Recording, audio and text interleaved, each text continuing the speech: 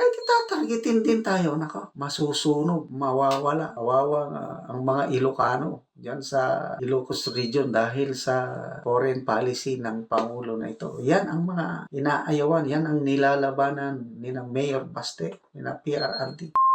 Kamusta kayo mga kababayan? News that matters here. Dito sa video natin ngayon ay ating panonoorin itong pahayag ni General Macanas patungkol dito sa ginawang rally ng mayor ng Davao at anak ni Duterte na si Basti. Paano ba naman kasi mga kababayan? Talagang sinuplakan no o binara nitong si Mayor Basti ang mga pulahan na kanyang sinabi na manggagamit ang administrasyon ngayon at wala pang utang na loob. Dagdag pa rito na kanyang winika na pagdating sa kanila hindi ka pwedeng magsalita na dapat sila lang mga pulahan o nakaupo ngayon sa Malacanang ang laging tama. Pero bago ang lahat mga kababayan, huwag niyo po sana nakalimutang mag-like at subscribe para updated ka sa mga uploads ko araw-araw.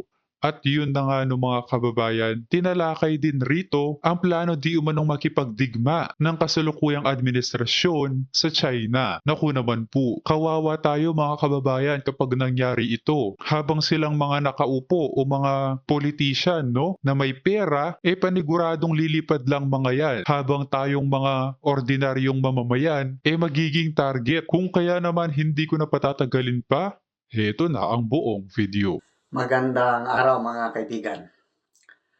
Gusto kong magbigay reaksyon doon sa speech ni Mayor Baste Duterte sa katatapos lang ang maisog rally sa Angeles, Pampanga.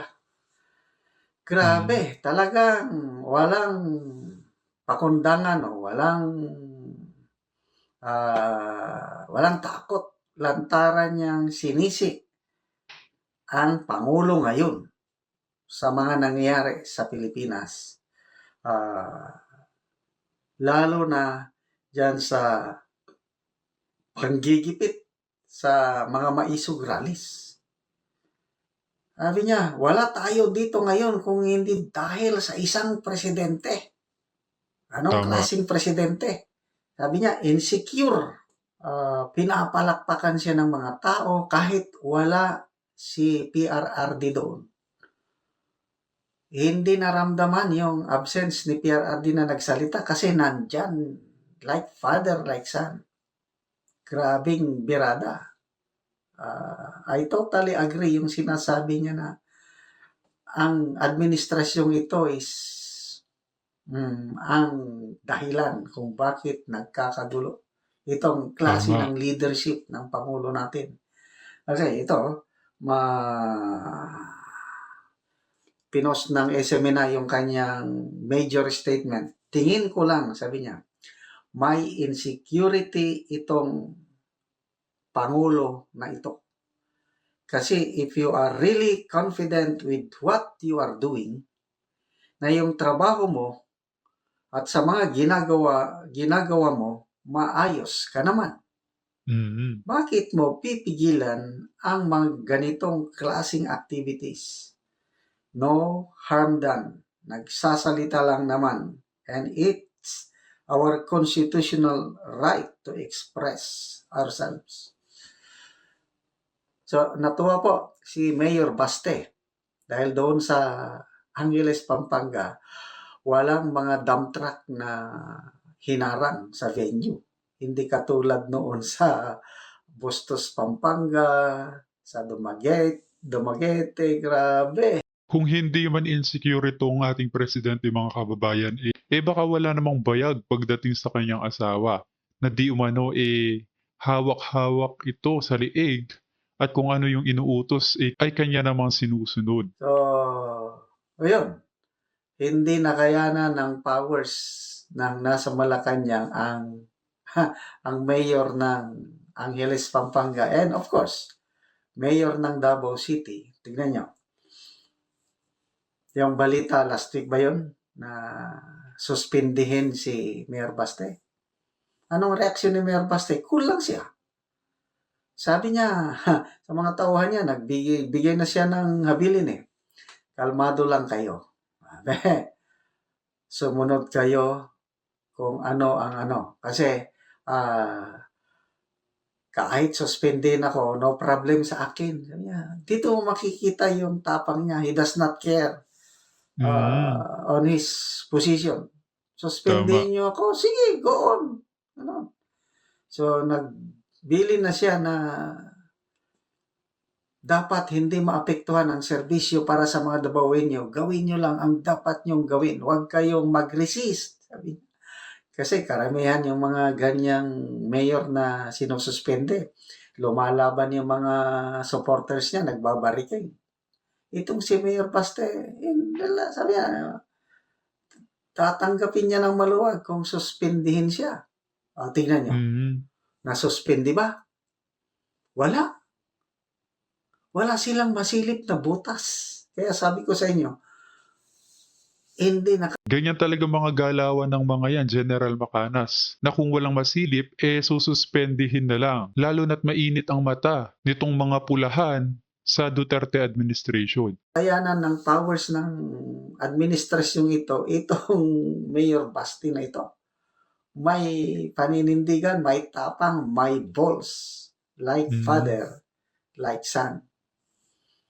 agree. Davao del Norte, napasuspend nilang governor doon dahil sa maisog rally sa Tagum.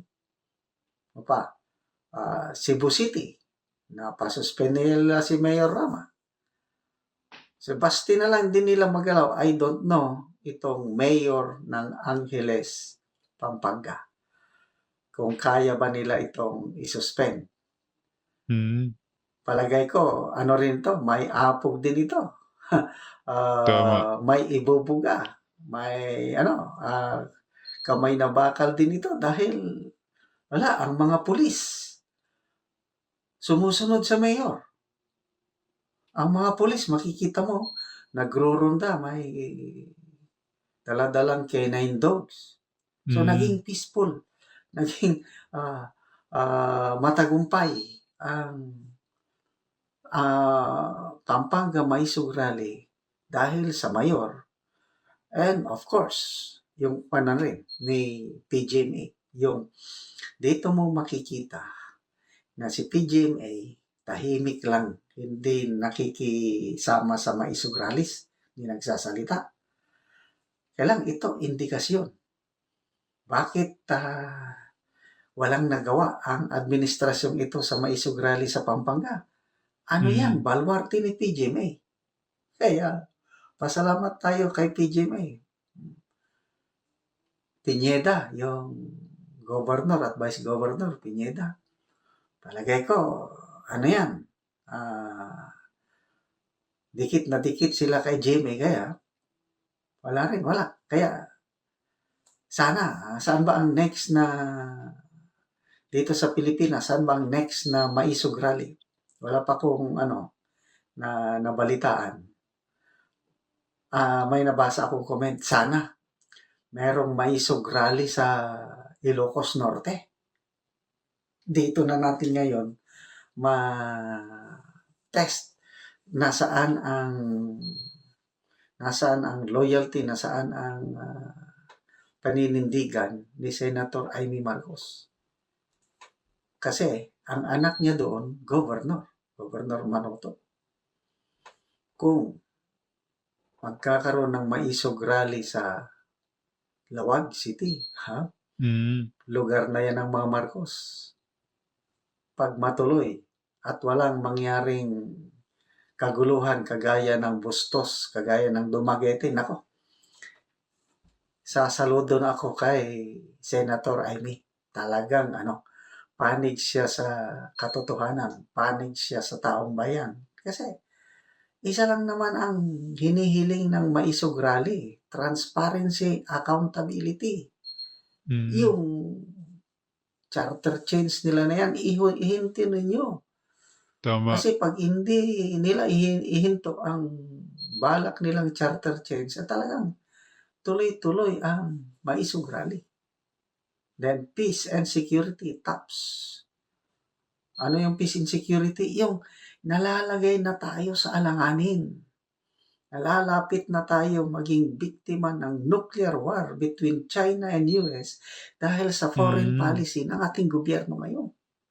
nandyan na sa Ilocos Norte yung Typhoon o yung medium range capability missile system ng US. Ano na yan, gagamitin ng US para tirahin ang China in kaya sa magkagulo sa Taiwan. Magiging war ground ang bansang Pilipinas pag nagkataon, mga kababayan. Yan ang ating tatandaan. Dahil yung mga politician na yan, makakalipad yan anumang oras. Pero tayong mga ordinaryong mamamayan, talagang kawawa at walang magagawa pagdating ng gyera. So ano ngayon ang response ng US? Ay ng China?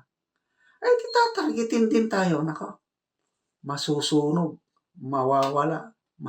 Kawawa ang mga Ilocano diyan sa Ilocos region dahil sa foreign policy ng Pangulo na ito. Yan ang mga inaayawan, yan ang nilalabanan ni na Mayor Baste, ni na PRRD.